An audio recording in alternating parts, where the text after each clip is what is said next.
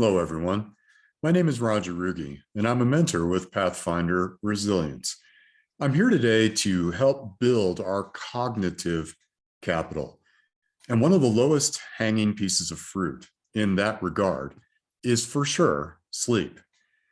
If you're not getting good quality sleep every night consistently, then this is for sure the place you should start with where your resilience building foundations can really yield the greatest return on investment.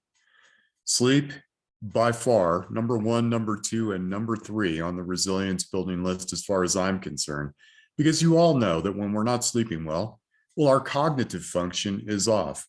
And frankly, every other aspect of our capital is off too.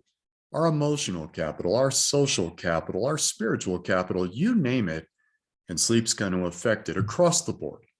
So for us, the low-hanging fruit being sleep, let's get into a few ideas around sleep, and I'm going to give you some of the best sleep practices. This will be a multi-part series, so we don't overwhelm you with too much information. But what I'm going to start with is defining what good quality sleep really is, because today we often feel that, oh, I can get by on X number of hours, 4 hours, 5 hours. It's not that uncommon for that to be the average for most people.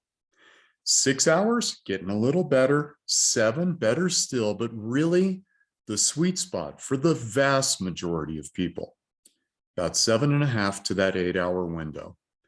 And if we're not in that window, we have a few problems that can emerge as a result of that. Let me give you an example. Let's say that you're in the 6 or below mark. As our brains are working while we're sleeping, which is exactly what happens, that brain becomes very, very active for its process during our sleep period. It's restoring itself. In other words, it's building resilience. And what's really interesting is when we get to about the 6.5 hour mark, our brain begins a very important process of detoxification. Now, it really doesn't matter how clean you're living. You're picking up toxins. The toxins could come from your environment. Pollution, for example, would be one example of how we're exposed to toxins that come into our body, and they store themselves in the brain in the fat cells. And so the brain's job is to detoxify those pathways while we're sleeping. But again, that doesn't happen until about the 6.5 hour mark. So if we're less than that consistently, then we're not getting into those detoxification pathways that sleep is supposed to help us with. So that's a pretty significant thing. Other sources of toxins can be the foods that we eat, could be the fact that we're having a couple of drinks with dinner, alcohol being a toxin. It's what it does. It's a neurotoxin. We feel it. We get a pleasant buzz from it. We enjoy that. It helps us relax. But there's kind of a price to pay on the other side of that, especially if our brain isn't detoxifying. Other toxins can include electromagnetic influence. Turns out about 1/3 of the population is sensitive to electromagnetic fields, things that are more and more produced than they ever have been in human history. We're exposed to it a lot more through our Wi-Fi routers and all of the electronics that we use.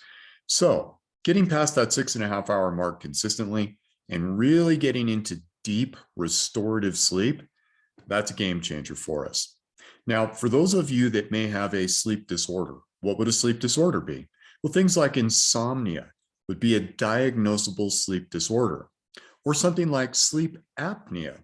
And sleep apnea has become more and more prevalent in modern times. Now, there's a lot of theories around that, but let's get down to the bottom line. If you have sleep apnea, get this. You are 61% at a